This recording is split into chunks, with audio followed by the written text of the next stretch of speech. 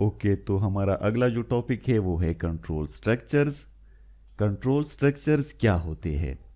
तो control structures के ज़रिए हम प्रोग्राम के एग्जीक्यूशन का फ़्लो कंट्रोल करते हैं। कैसे प्रोग्राम की एग्जीक्यूशन का फ़्लो कंट्रोल करते हैं, तो ये मैं आगे चल के आपको सिखाता हूँ।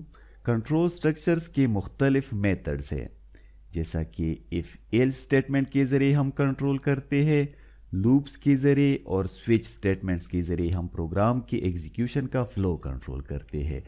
तो हमारा जो पहला टॉपिक है वो है इफ़ एल्स स्टेटमेंट।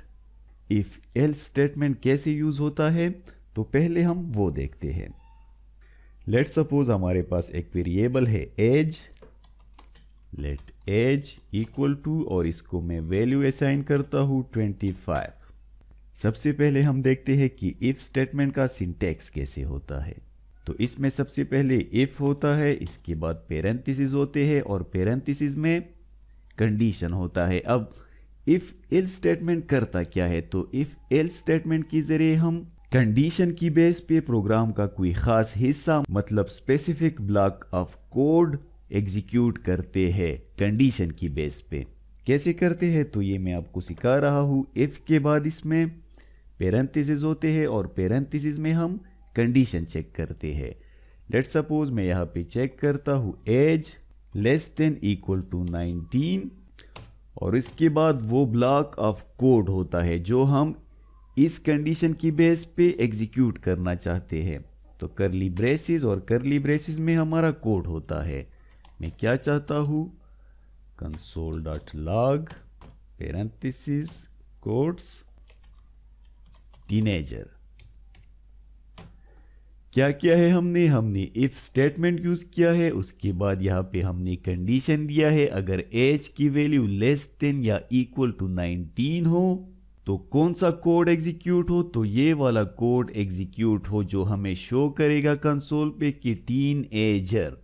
अब अगर आप एज की वैल्यू को देखो तो एज की वैल्यू है 25, कंडीशन हमने दिया है एज लेस देन और इक्वल टू 19, मतलब कंडीशन फॉल्स है। तो मैं देखता हूं कि ये हमें क्या शो करता है। सेव करता हूं इसे, वेब ब्राउज़र को रिफ्रेश करता हूं, तो आप देख सकते हो कि वेब ब्राउज़र हमें कंसोल पे कुछ भी शो नहीं कर रहा। क्यों नहीं कर रहा, क्योंकि यहाँ पे हम क्या चेक कर रहे हैं, अगर कंडीशन ट्रू हो तो ये वाला ब्लॉक एग्जीक्यूट हो, लेकिन हमने ये नहीं बताया कि अगर कंडीशन फॉल्स हो तो फिर क्या होगा। तो उसके लिए हम क्या करते हैं, उसके लिए हम एल्स स्टेटमेंट यूज करते हैं। करली ब्रेसिस console.log ट्रू ओल्ड। अब हमने क्या किया है, अगर ये वाला कंडीशन फॉल्स हो तो फिर ये एल्स वाला कोड एग्जीक्यूट होगा।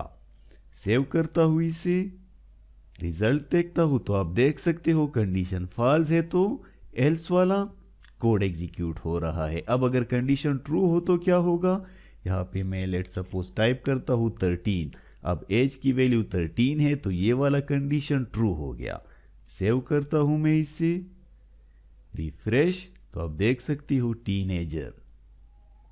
अब अगर आप मल्टीपल कंडीशंस चेक करना चाहते हो तो उसके लिए आप क्या करते हो, उसके लिए आप एल्स इफ स्टेटमेंट यूज कर। एल्स इफ स्टेटमेंट के जरिए आप मल्टीपल कंडीशंस चेक कर सकते हो। यहाँ पे मैं दूसरा कंडीशन चेक करता हूँ। लेट सपोज मैं कहता हूँ कि अगर एज की value less than equal to 45 हो तो क्या करे प्रोग्राम, ये वाला कोड एग्जीक्यूट करे console.log, जो हमें प्रिंट करके देगा एडल्ट। सेव करता हूं मैं। अब हम मल्टीपल कंडीशंस को चेक कर रहे हैं। सबसे पहले ये वाला कंडीशन चेक होगा, अगर ये कंडीशन फॉल्स होगा तो फिर प्रोग्राम एल्स इफ में आएगा। ये वाला कंडीशन चेक होगा, अगर ये भी फॉल्स होगा तो ये वाला कोड एग्जीक्यूट होगा। अगर इनमें से कोई कंडीशन ट्रू होगा तो फिर जो ट्रू होगा वो पहले एग्जीक्यूट होगा, बाकी इग्नोर होंगे। इस तरह आप जितनी कंडीशंस चाहो चेक कर सकते हो। लेट सपोज मैं यहाँ एज की वैल्यू को चेंज करता हूँ इसे 35। सेव करता हूं मैं। तो अब अगर आप देखो तो कौन सा कंडीशन ट्रू है, ये वाला कंडीशन ट्रू है। ये वाला क्यों ट्रू है, age less than equal to 45। तो आप देख सकते हो एज की वैल्यू 45 से लेस है, 35 है, 19 से लेस नहीं है बल्कि 45 से लेस है। तो ये वाला कंडीशन ट्रू है, तो ये वाला कोड एग्जीक्यूट होगा। सेव करता हूं मैं इसे, रिफ्रेश, देखे एडल्ट। अगर मैं एज की वैल्यू को 45 से बढ़ा देता हूं, इसे 50 करता हूं मैं, कंट्रोल एस, तो अब अगर आप देखो तो दोनों कंडीशन फॉल्स है, तो एल्स वाला जो कोड है ये एग्जीक्यूट होगा। सेव करता हूं मैं इसे, रिफ्रेश टू ओल्ड। तो इस तरह जावास्क्रिप्ट में आप बहुत ही आसानी के साथ इफ और इफ एल्स स्टेटमेंट्स यूज कर सकते हो।